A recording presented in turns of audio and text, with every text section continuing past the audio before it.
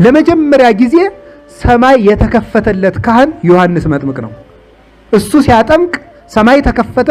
ጌታን ሲያጠምቀው እኮ ነው። አያችሁ፣ ሱራፌል ሊያዩት የማይችሉትን እሳት እሱ ግን በእጁ እየዳሰሰ አጥምቆታል። እንደዚህ ያሉ ካህናት ናቸው ሰማይን የሚከፍቱት። ያ ሰማይ የእግዚአብሔር ምሕረት ነው፣ ምሳሌ ነው። ዮሐንስ ሲያጠምቅ በእግዚአብሔር ቸርነት ሰማይ ተከፍቷል።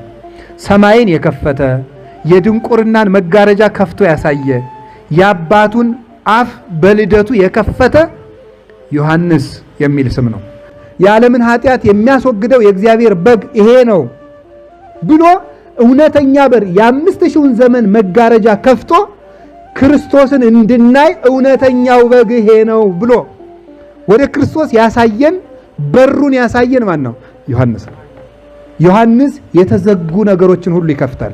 የአባቱን በር ብቻ አይደለም 5000 ዘመን ታትሞ የነበረው የመስዋዕቱ በግ ወዴት ነው እያለ ይስሐቅ የጠየቀውን ጥያቄ ኦሪት ዘፍጥረት ምዕራፍ 22 ላይ ብዙሃን ይቤሉ መኑ ያርአየነ ሰናይቶ መዝሙር 4 ላይ ብዙ ሰዎች በጎውን ነገር ማን ያሳየናል እያሉ ይጠይቃሉ አለ ዳዊት። በጎውን ነገር ማን ነው የሚያሳየን እያሉ ሲጠይቁ ዮሐንስ አሳየን፣ ይሄ ነው ዓለምን የሚያድነው ዓለምን በደሙ የሚቀድሰው በግ ይሄ ነው ብሎ ወደ ክርስቶስ ያሳየን የእውቀትን መጋረጃ ገልጦ ያሳየን እውነተኛው ነቢይ ነው።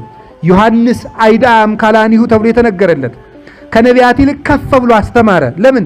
እነሱ ይመጣል፣ እሱ መጥቷል። እነሱ እነሆ ብሎ በእጁ ዳሶ ያጠመቀው ርስነ እሳት ገሰሰት የማኑ ብሎታል ቅዱስ ያሬድ። እሳትን እጁ ዳሰሰች ይላል። እጁ እሳትን ዳሰሰችናል። ዮሐንስ ሲያጠምቅ ተመልከቱ፣ ያላጠመቀ እኮ የለም። ሙሴም አጥምቋል፣ በደም በበግ ደም ረጭቷል። አሮንም ረጭቷል። ኢያሱም ዮርዳኖስን አሻግሯል። የብሉይ ኪዳን ካህናት ሁሉ በውሃ አጥምቀዋል። እነሱ ግን ሰማይን አልከፈቱም፣ አልተከፈተላቸውም። ዮሐንስ ጌታን ሲያጠምቅ ግን ሰማይ ተከፍቷል።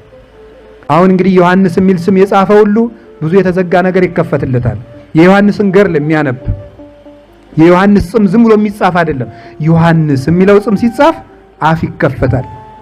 አሁንም የቅዱሳንን ገድል ስናነብ የተዘጉ ነገሮች ሁሉ ይከፈታል። የቅዱሳን ስም ዝም ብሎ አይደለም። ቂርቆስ ብለን ስንጽፍ ዝም ብሎ አይጻፍም። ተክለ ሃይማኖት ብለን ስንጽፍ ዝም ብሎ አይጻፍም። ማርያም ብለን ስንጽፍ ዝም ብሎ የሚጻፍ ስም አይደለም።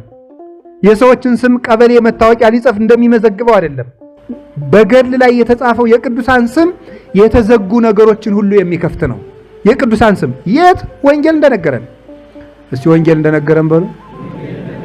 አቤት እንግዲያውማ ዮሐንስ ብሎ ጻፈ በሉ።